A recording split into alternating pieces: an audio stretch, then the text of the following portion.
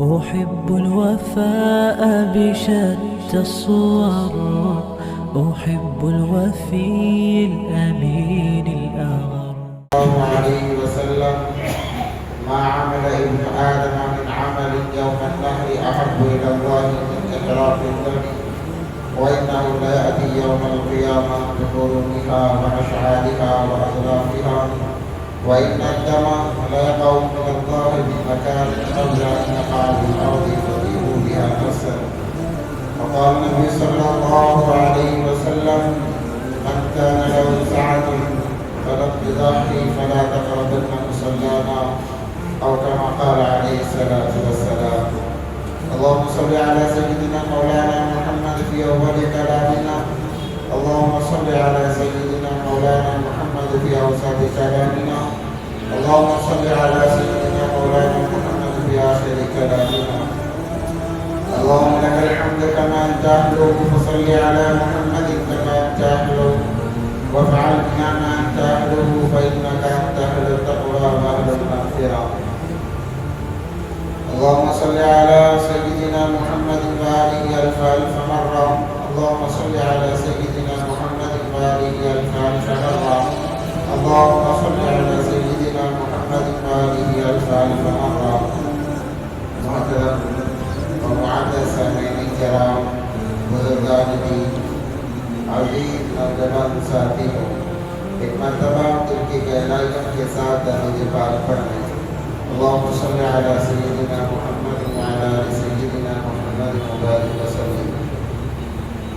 معزز سامعین کرام، جو ایام چل رہے ذوالحج کے ایام، ان ایام کی بڑی فضیلت احادیث مبارکہ کے اندر بھی آئی ہے. قرآن پاک کے اندر بھی اس کا تذکرہ اللہ تبارک و تعالیٰ نے فرمایا. میں نے جو آپ حضرات کے سامنے آیت مبارکہ کی تلاوت فرمائی، والفجر وليال عشر والشفع والوتر، ان آیتوں میں اللہ تبارک و تعالیٰ نے فجر کے وقت کی قسم کھائی ہے. اللہ تبارک و تعالیٰ کو قسم کھانے کی کیوں ضرورت پیش آئی؟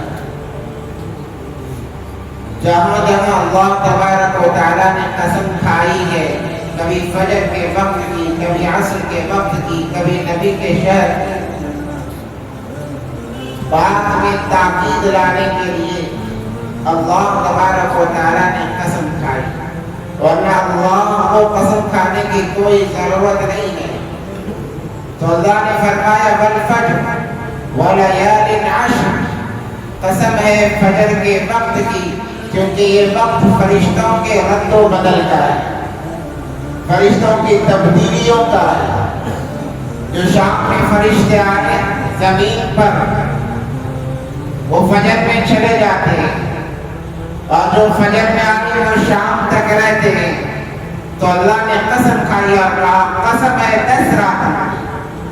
اللہ نے 10 راتوں کی قسم کھائی. امام قرطبی رحمۃ اللہ علیہ بہت بڑے مفسر گزرے ہیں.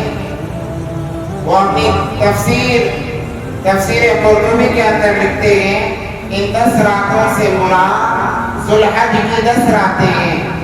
یہ 9 دن ہیں، 1 تاریخ سے لے کر عرفہ کے دن تک،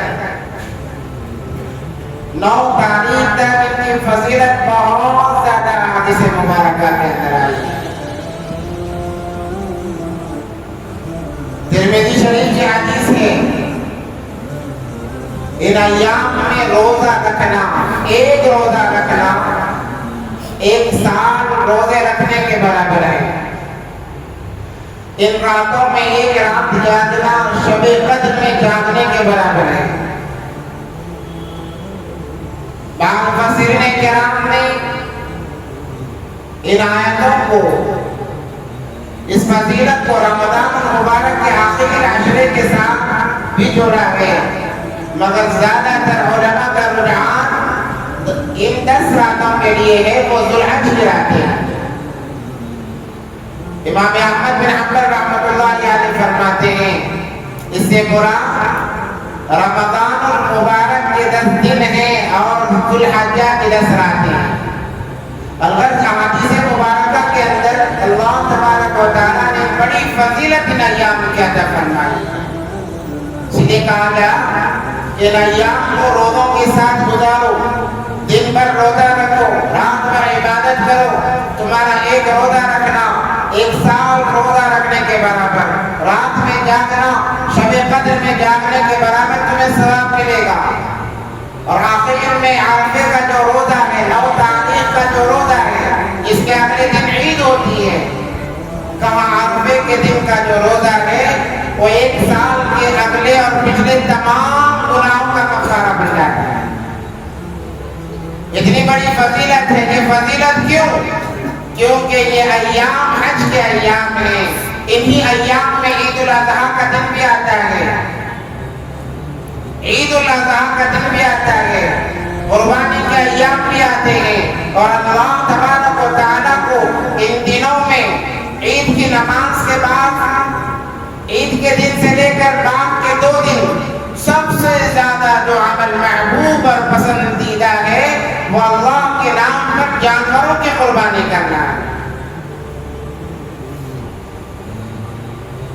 ہم نے فضیلت صرف رمضان کے مہینے کو سمجھا ہے، کی راتوں کو دن کو سمجھا ہے. حالانکہ یہ مہینے بھی بڑے احترام والے، یہ دن بھی بڑے احترام والے. اس لیے کثرت سے ان ایام میں عبادت کی جائے، اللہ کو منانے کی کوشش کی جائے، اللہ کو راضی کرنے کی کوشش کی جائے. حج اللہ تبارک و تعالیٰ کو بہت محبوب عمل ہے، بہت زیادہ پسندیدہ ہے. اور وہ اسی مہینے میں بلکہ انہی تاریخوں میں سے ایک تاریخ کے دن میں آتا ہے، اس لیے بھی اس کی فضیلت بڑھ جاتی ہے.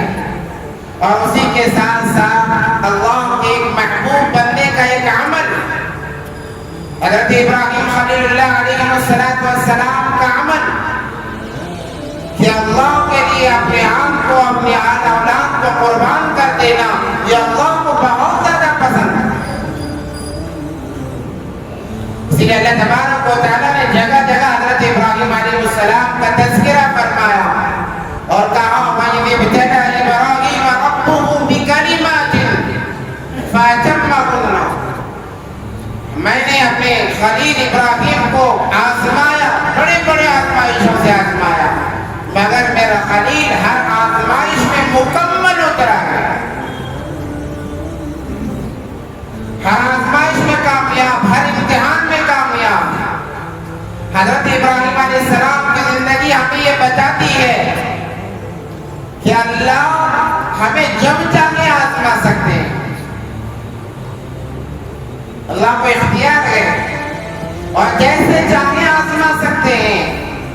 کبھی مال دے کر آزما سکتے ہیں، کبھی مال کو چھین کر آزما سکتے ہیں، کبھی اولاد دے کر آزما سکتے ہیں، کبھی اولاد کو چھین کر آزما سکتے ہیں. جیسی بھی آزمائش آئے، جیسی بھی پریشانی آئے، بندے کو چاہیے کہ وہ اللہ کی طرف متوجہ ہو جائے.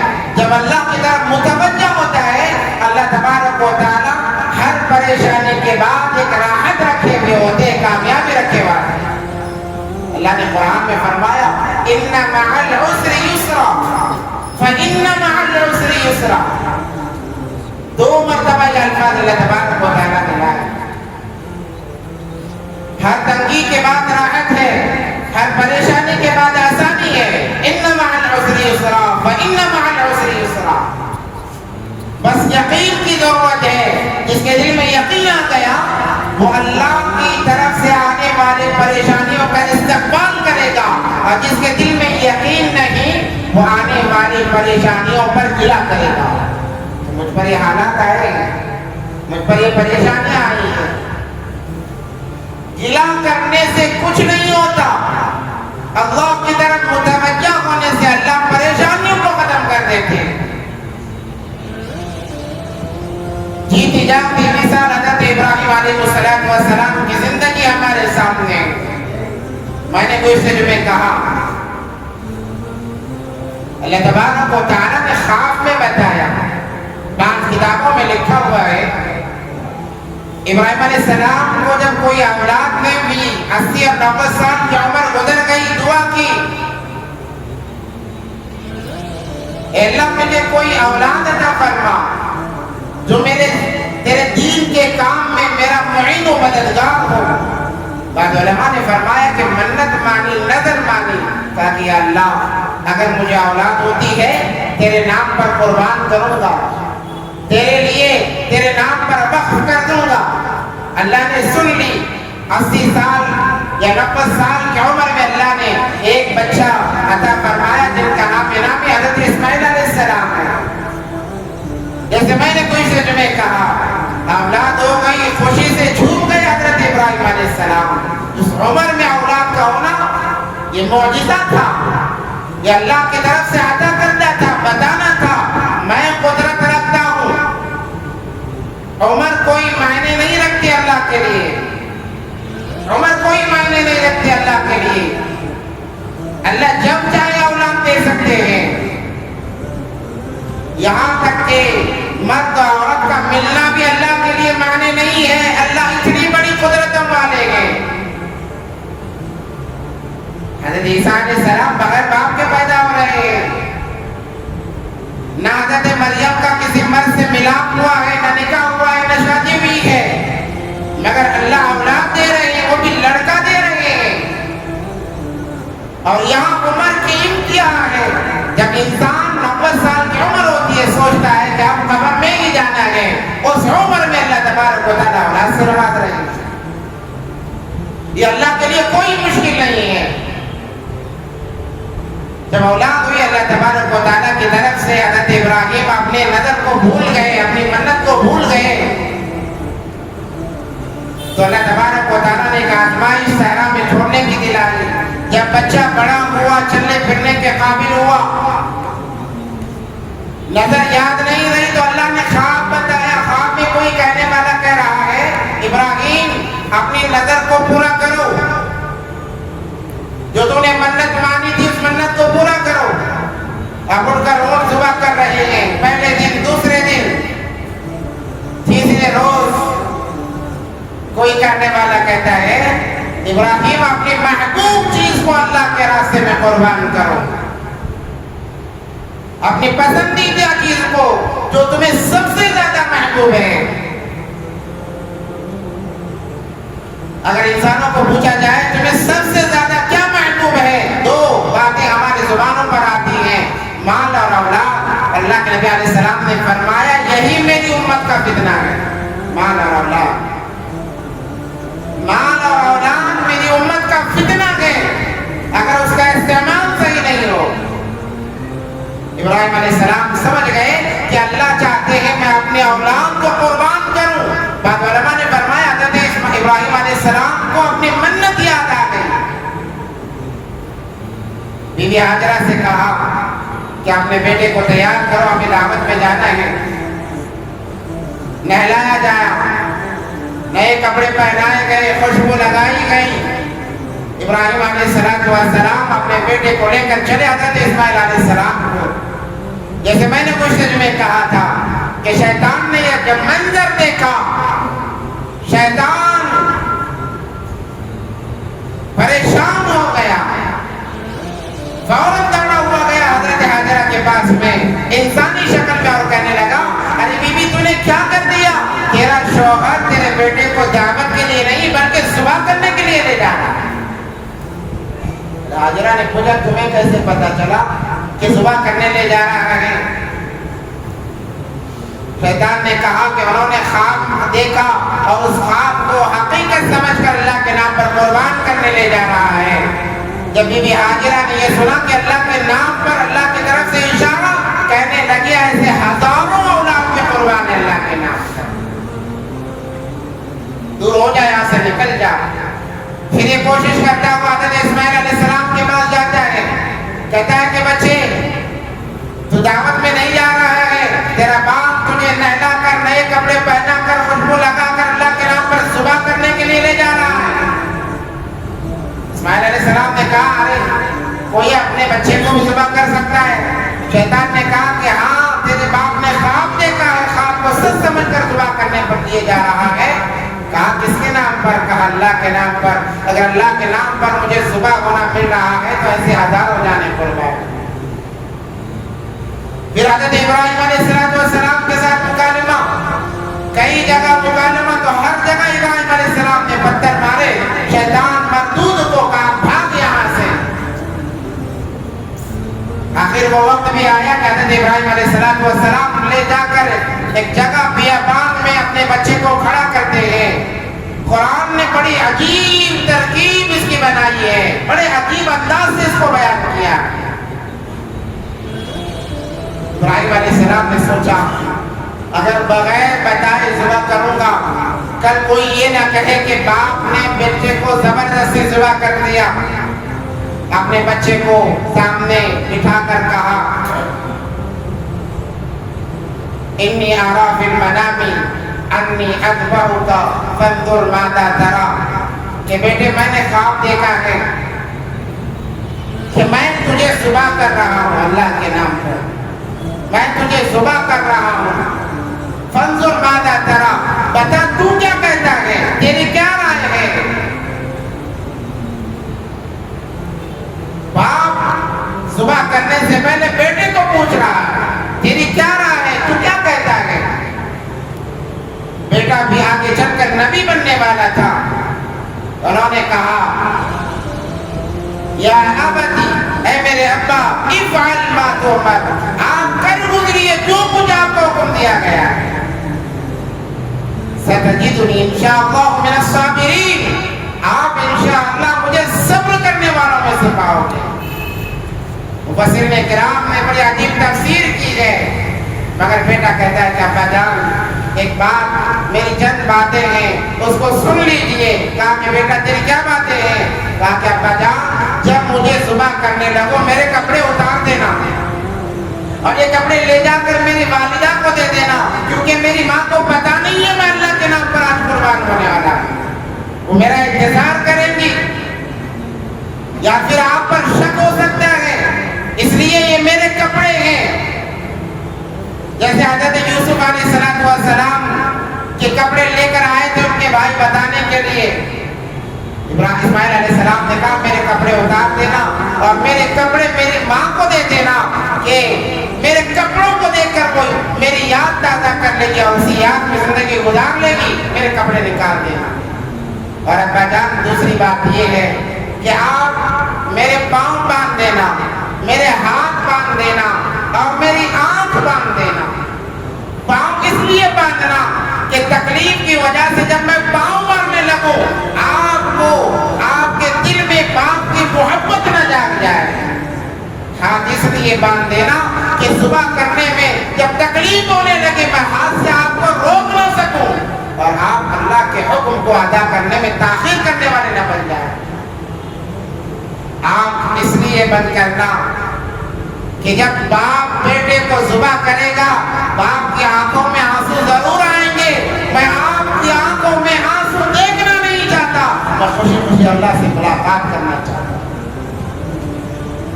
حضرت اسماعیل علیہ السلام نے اپنے باپ ابراہیم علیہ السلام سے کہا، ابراہیم علیہ السلام نے کہا کہ بیٹے مجھے منظور ہے قربان جاؤں تیری ان اداؤں پر، تو کتنا بہترین بچہ ہے، تو نے میرے دل کی بات چھینی۔ قرآن کہتا ہے فلما اسلم وتلہ للجبین، ابراہیم علیہ السلام نے ہاتھ باندھے، پاؤں باندھے اور آنکھ پر پٹی بھی باندھی، وتلہ للجبین، اور اسماعیل علیہ السلام کو پیشانی کے بل سلا دیا، بعض کہتے ہیں کروٹ کے بل سلا دیا، مگر قرآن تو کہتا ہے وتلہ للجبین کہ پیشانی کے بل سلا دیا تاکہ ذبح کرنے میں آسانی ہو، کوئی تکلیف نہ ہو اور اللہ کے حکم کو پورا کرنے چلے گئے۔ علماء فرماتے ہیں فرشتوں میں یہ منظر جب دیکھا فرشتوں میں ہلچل مچ گئی، جیسے میں نے بار بار کہا فرشتوں میں احساس کا مادہ نہیں ہے، انہیں تکلیف نہیں ہوتی، انہیں احساس نہیں ہوتا خوشی غم کا، مگر اس منظر کو دیکھ کر فرشتوں میں ہلچل مچ گئی کہ آج روئے زمین پر یہ کیا ہونے جا رہا ہے۔ ابراہیم علیہ السلام نے चाकू तेज की, छुरी को तेज किया और तेज करने के बाद में इस्माइल अलैहिस्सलाम के यूं बाल पकड़े और गर्दन को ऊंचा किया, हलक पर चाकू रखी और चलाना शुरू कर रहे हैं। बातों में लिखा है कई दफा हजरत इब्राहिम अलैहिस्सलाम चलाते हैं मगर हलक पर कोई असर नहीं है, चाकू तेज है, चाकू का काम काटना है, जिस जगह रखो वहां को घुस जाती है। मगर यहाँ अजीब मामला है कि इब्राहिम अलैहिस्सलाम चाकू फेर रहे हैं मगर चलने के लिए तैयार नहीं है। इब्राहिम अलैहिस्सलाम को रिवायतों में लिखा गुस्सा आता है और फेंक देते हैं कि इस चाकू को क्या हुआ है कि चलने के लिए तैयार नहीं है। रिवायतों में लिखा हुआ है अल्लाह ने चाकू को जुबान दी, चाकू कहने लगी ऐ खलील, ऐ रब्बे खलील, दो हुक्म मेरे सामने हैं। रब्बे खलील कहता है कि इस्माइल की गर्दन को काट दे, रब्बे जलील कहता है खबरदार एक बाल भी अगर कटा मखलूकात में से नाम निकाल दूंगा। बताओ तो सही मैं किसकी बात सुना?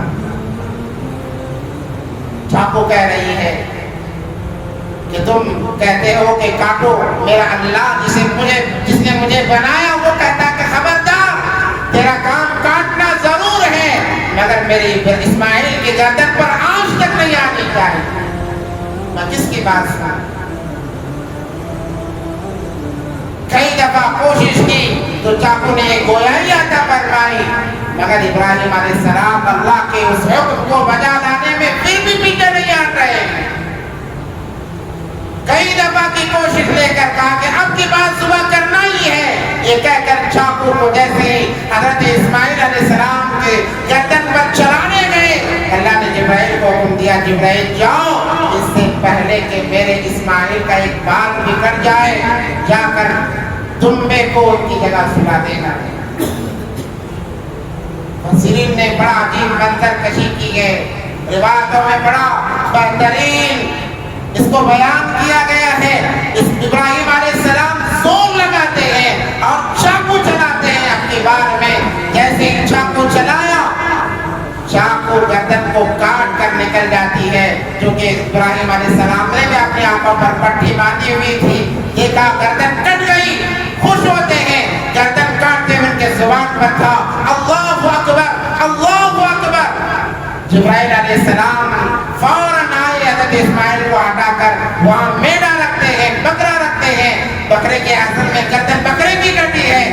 जिब्राइल अलैहिस्सलाम कह रहे हैं अल्लाहु अकबर, जैसे इब्राहिम अलैहिस्सलाम ने कहा, हज़रत जिब्राइल ने कहा ला इलाहा इल्लल्लाह अल्लाहु अकबर।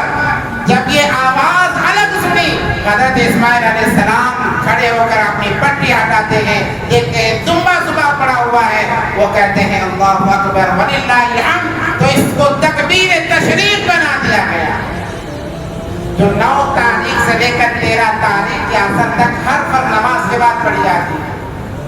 अल्लाहु अकबर, अल्लाहु अकबर, ला इलाहा इल्लल्लाह, अल्लाहु अकबर वलिल्लाहिल हम्द। हज़रत इब्राहिम और इस्माइल और जिब्राइल अलैहिस्सलाम के ज़ुबान मुबारक से निकले हुए अल्फाज, अल्लाह तबारक व तआला ने हज़रत इस्माइल को बचा लिया और कहा क्या इब्राहिम, तुम्हारी ये अदा मुझे इतनी पसंद आई है, क़यामत के आखिरी दिन तक तुम्हारे इस अमल को मैं जारी व सारी करूंगा। और ईद उल अज़हा के अय्याम में वही अमल चलता है।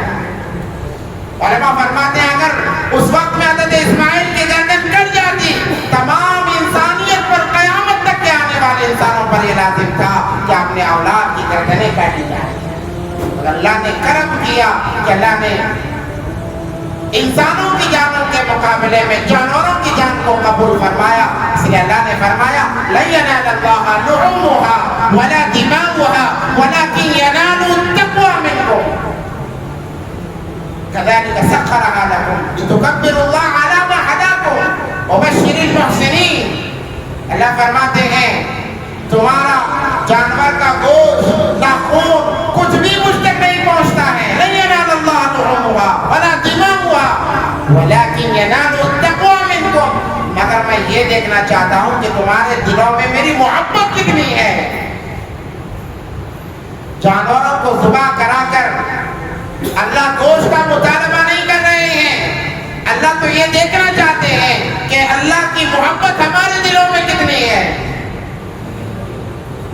اور اپنے ابراہیم علیہ السلام کی یاد کو تازہ کرانا چاہتے ہیں اللہ تبارک و تعالیٰ، اسی لیے ان ایام میں قربانی کی جاتی ہے،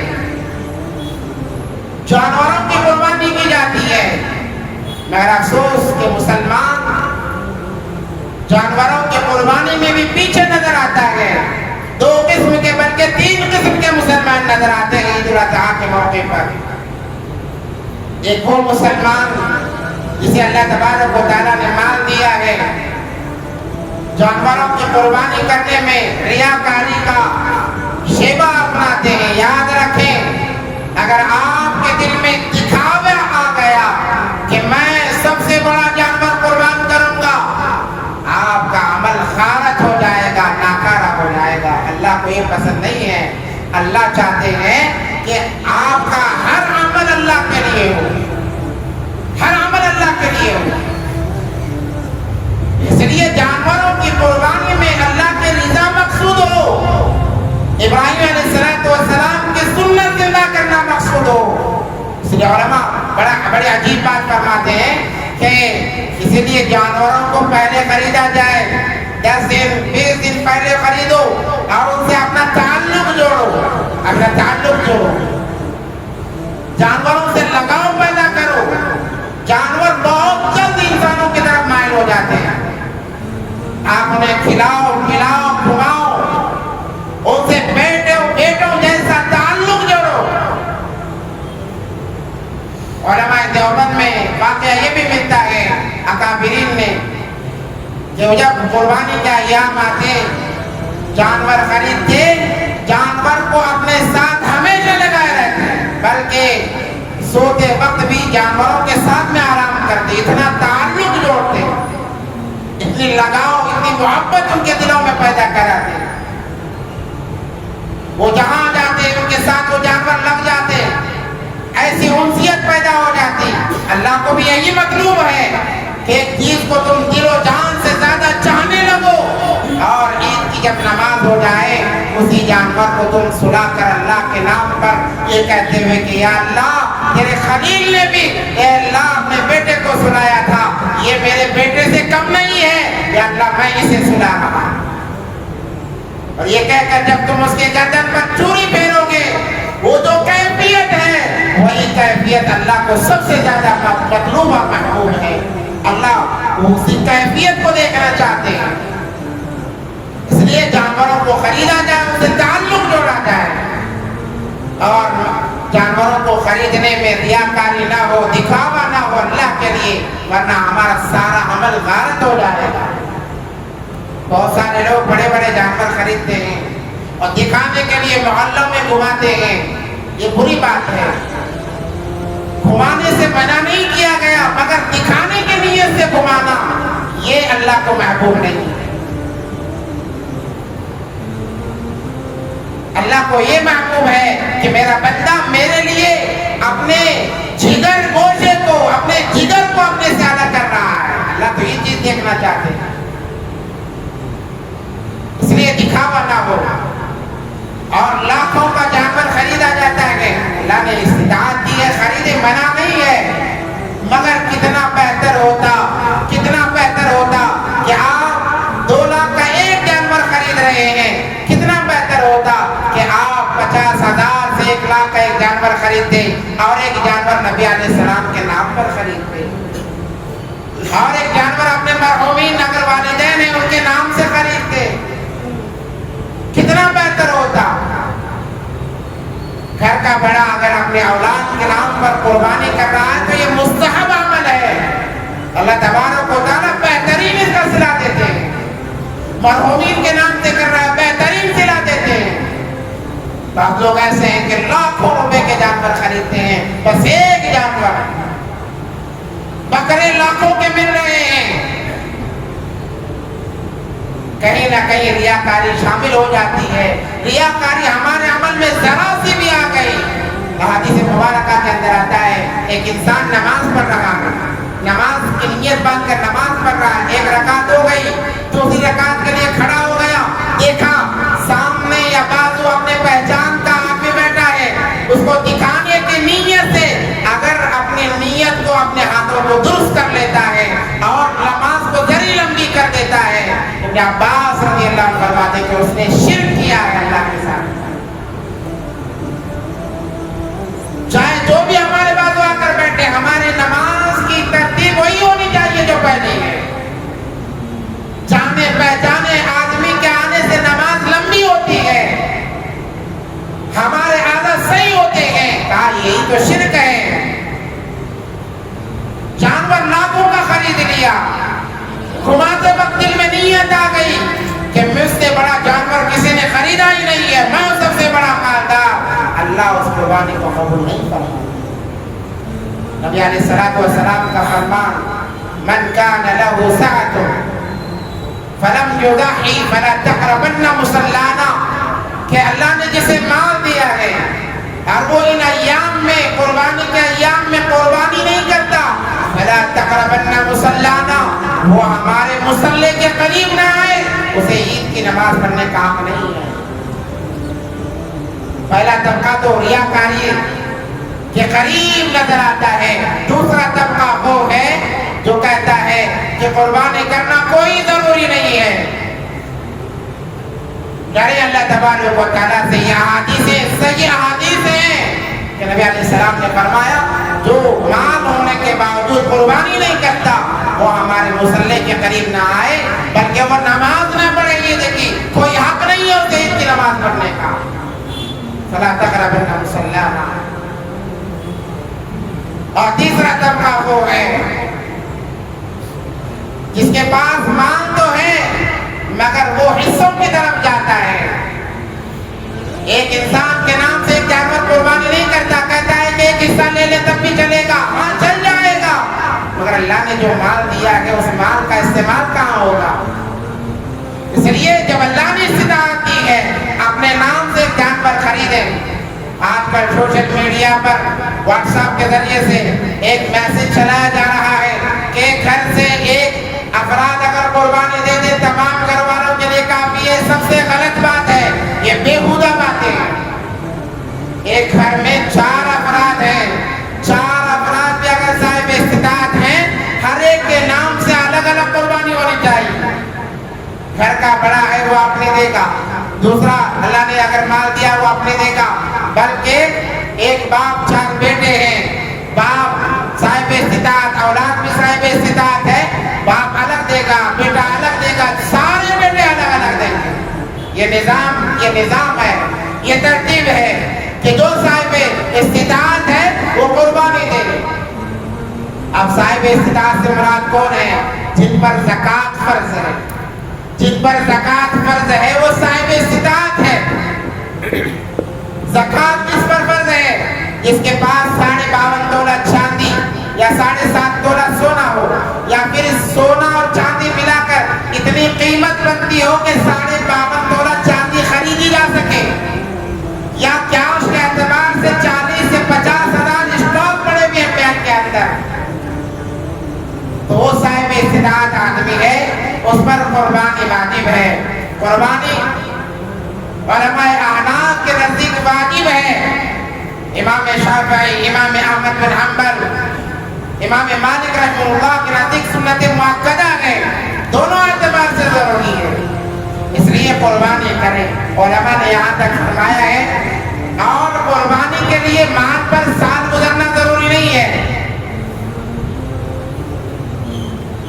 عید کے تیسرے دن عصر تک قربانی کا وقت ہے. ظہر میں بھی اگر اتنا مال آ گیا جس سے 52.5 تولہ چاندی خریدی جا سکتی ہے, 50 سے 60 ہزار آ گیا تو وہ بھی قربانی دے گا. سال گزرنا اس کے لیے ضروری نہیں ہے. اور یہاں تک کہ علماء نے فرمایا اگر کسی کے پاس 2 گھر ہیں, ایک استعمال کے لیے اور ایک ایسے ہی پڑا ہوا ہے, وہ بھی قربانی دے گا, وہ بھی صاحب استطاعت میں شمار ہوگا. آج کل موبائلوں کا زور ہے, 50,000 60,000 लाख के मोबाइल नौजवानों के पास होते हैं, एक से ज्यादा मोबाइल है, एक ज्यादा इस्तेमाल होता है, कभी कभार इस्तेमाल होता है, तो उस पर भी ज़कात बात, उस पर भी कुर्बानी वाजिब है, वो भी कुर्बानी करेगा। और भी इसके बारे में मसाइल हैं, उन मसाइल को सीख लिया जाए, उलमा से मालूम कर लिया जाए कि क्या क्या मसाइल हैं, ताकि जब कुर्बानी का वक्त आए हम मुकम्मल तैयार हो, अल्लाह के लिए कुर्बानी करने के लिए हम मुकम्मल तैयार हो। और खुदा दोबारा कहता हूँ, अपनी कुर्बानी में रिया को जरा भी हिस्सा न दें, दिखावे को जरा भी हिस्सा न दें। अल्लाह के लिए करना है, अल्लाह के लिए कोई बहाना है। ये कुर्बानी ये मामूली नहीं है, अल्लाह को सबसे ज्यादा महबूब। आयशा रज़ियल्लाहु तआला अन्हा की हदीस है, मा अमल इब्नु आदम मिन अमल यौम अन्नहर अहब्बु इला अल्लाह मिन इहराक़ दम। ईद उल अज़हा का जो दिन है 10 तारीख 10 ज़ुल्हिज्जा 10, 11, 12, ये 3 दिन अल्लाह को सबसे ज्यादा अगर कोई अमल महबूब और पसंदीदा है तो अल्लाह के नाम पर जानवरों की कुर्बानी करना, खुद को बहाना। सहाबा ने पूछा, अल्लाह के नबी सल्लल्लाहु अलैहि वसल्लम, हज से भी बड़ा हुआ ये अमल है? नबी अलैहि सलाम ने फरमाया कि हाँ। अल्लाह के सहाबा ने पूछा, अल्लाह के नबी, जिहाद से भी बड़ा ये अमल है? नबी अलैहि सलाम ने फरमाया कि हाँ, जिहाद से भी ये बड़ा अमल है। अगर के जिहाद में जाने वाला वापस ना आए, अगर वापस नहीं आता है, शहीद हो जाता है, तो वो अमल ज्यादा महबूब होगा, वरना वापस आता है तो अल्लाह के नाम पर जानवरों को कुर्बान करना, खून का बहाना अल्लाह को सबसे ज्यादा महबूब है। क्यों? इसलिए कि इन्नल्लाह याती यौमल क़ियामा बिक़ुरूनिहा व अशआरिहा व अज़राफ़िहा, यही हमारे जानवर हैं जो हम अल्लाह के नाम पर कुर्बानी करते हैं। वो जानवर मैदान महशर में लाए जाएंगे, फुलसिलात में यही तो हमारी सवारी होगी। वो रास्ता जो बाल से बारीक तलवार से तेज रास्ता, 15,000 साल का रास्ता तय करना पड़ेगा। जो अल्लाह के नाम पर जानवर कुर्बान करता है, वो जानवर लाए जाएंगे, जितना अच्छा जानवर होगा उतना तेजी से हमें वो रास्ता पार कराएगा। इसलिए ये अय्याम बड़े मुबारक अय्याम है। मैंने शुरू में जो आयत मुबारक पढ़ी, वल फज्र व लयालिन अश्र, अल्लाह ने कसम खाकर फरमाया कि ये अय्याम बड़े मुबारक अय्याम है। इनके दिनों में रोजा रखा जाए, रात में इबादत की जाए। एक रोजा 1 साल रोजा रखने के बराबर है। एक रात की इबादत शब कद्र में जागने के बराबर का सवाब रखती है। और अरफे का जो दिन होता है, हमारे हिंदुस्तान के एतबार से 6 तारीख जुमे का दिन आएगा।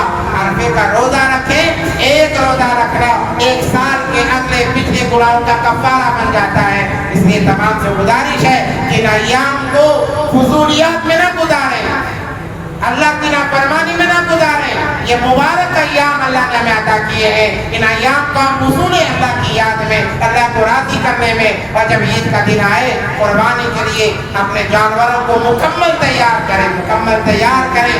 इसलिए कमजोर जानवर भी ना खरीदें और सबसे ज्यादा महंगा जानवर भी ना खरीदें, क्योंकि महंगा जानवर खरीदने में रिया का शुबा दिल में पैदा हो जाता है, अंदेशा पैदा हो जाता है कि अल्लाह ने मुझे सबसे ज्यादा नवाजा है, कहीं ऐसा ना हो कि हमारा अमल गारत हो जाए। अल्लाह से दुआ है कि अल्लाह तबारक व तआला तमाम बातों पर अमल की तौफीक अता फरमाए। व आखिर दावाना अल्हम्दुलिल्लाहि रब्बिल आलमीन।